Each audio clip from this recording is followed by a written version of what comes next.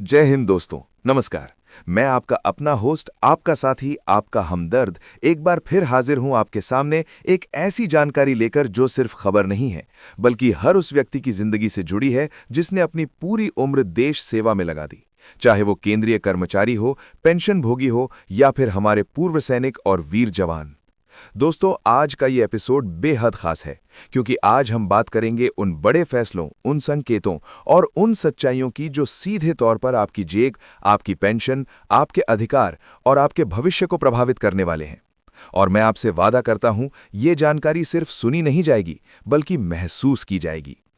सबसे पहले बात उस मुद्दे की जिसका इंतजार हर कर्मचारी और हर पेंशन धारक पिछले कई महीनों से कर रहा है।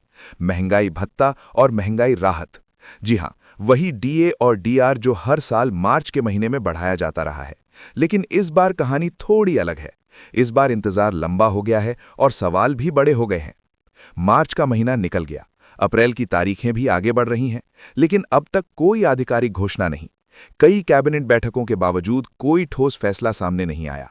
ऐसे में कर्मचारी संगठनों और पेंशनभोगी संघों के बीच एक बेचैनी है, एक असंतोष है और एक बड़ा सवाल है, आखिर देरी क्यों? क्या सरकार किसी बड़े फैसले की तैयारी में है या फिर ये सिर्फ एक प्रशासनिक देरी है? ये सवाल अब हर किसी के मन में उठ रहा है। सूत्रों की माने तो उम्मीद अभी भी बाकी है। संभावना जताई जा रही है कि महंगाई भत्ता 50.8% से बढ़ाकर 60% तक किया जा सकता है। लेकिन सवाल यह है कि ये कब होगा? अगर 15 अप्रैल से पहले घोषणा नहीं होती तो अप्रैल की पेंशन और सैलरी में बढ़ोतरी मिलना लगभग नामुमकिन हो जाएगा और फिर आपको मई तक इंतजार करना पड़ेगा। और अगर मई में भुगतान होता है तो एक बात तय है, आपको एरियर जरूर मिलेगा, चाहे 3 महीने का हो या 4 महीने का, लेकिन मिलेगा जरूर। जनवरी से लागू होने वाली बढ़ोतरी का फायदा पीछे से जोड़ा जाएगा और यही वो उम्मीद है जो अभी भी लोगों को संभाले हुए हैं। अब जरा सोचिए, एक रिटायर्ड कर्मचारी जिसकी पूरी जिंदगी पेंशन पर निर्भर है, अगर उसे समय पर उसका हक ना मिले तो उस पर क्या गुजरती होगी। यही वजह है कि अब आवाजें उठ रही हैं, सवाल उठ रहे हैं और जवाब की मांग भी हो रही है। अब बात करते हैं दूसरी बड़ी खबर की जो सीधे तौर पर बैंकिंग सिस्टम और पेंशन भुगतान से जुड़ी है। हाल ही में एक बड़ा निर्देश जारी किया गया है जिसमें साफ कहा गया है कि अगर पेंशन भुगतान में देरी होती है तो संबंधित बैंक को उस देरी का ब्याज देना होगा, और वो भी 8% की दर से। ये फैसला सुनने में जितना सख्त लगता है उतना ही जरूरी भी है, क्योंकि कई बार देखा गया है कि पेंशन महीने के आखिरी दिन की बजाय 5, 7 या 10 तारीख तक पहुंचती है और इस देरी का असर सीधे उस व्यक्ति की जिंदगी पर पड़ता है जिसकी रोजमर्रा की जरूरतें उसी पैसे पर टिकी होती हैं। लेकिन यहां एक जरूरी बात समझना भी जरूरी है, ये ब्याज अपने आप नहीं मिलेगा।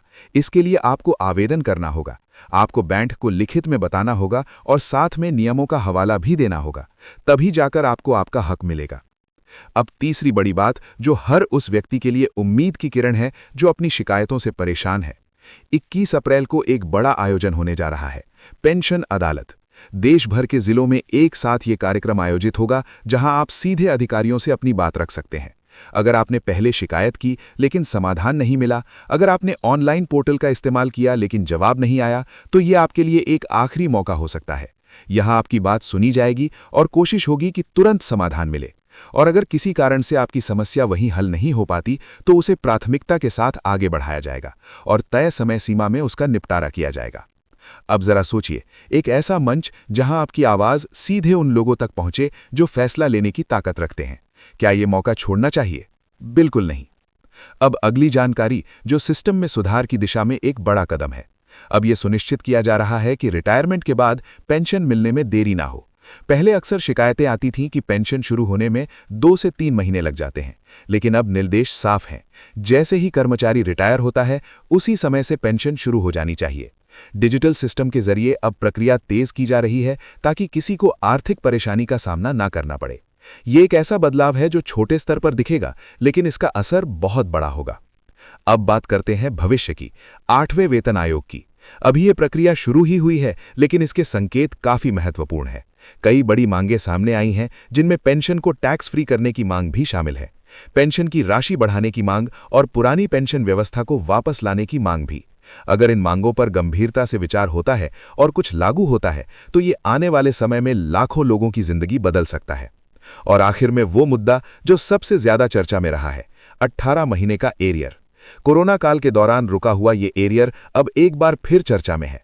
सरकार से जवाब मांगा गया है और समय सीमा भी तय की गई है। अब देखना यह है कि सरकार क्या रुख अपनाती है। क्या कर्मचारियों को उनका हक मिलेगा या फिर यह मुद्दा और लंबा खींचेगा। दोस्तों, ये सिर्फ खबर नहीं है, ये एक जिम्मेदारी है, एक अधिकार है और एक उम्मीद है। और हमारा काम है आपको सच्चाई से अवगत कराना, बिना किसी भ्रम के, बिना किसी अतिशयोक्ति के। तो जुड़े रहिए, जागरूक रहिए और अपने अधिकार के लिए सजग रहिए। मैं फिर लौटूंगा एक नई जानकारी के साथ। तब तक के लिए नमस्कार।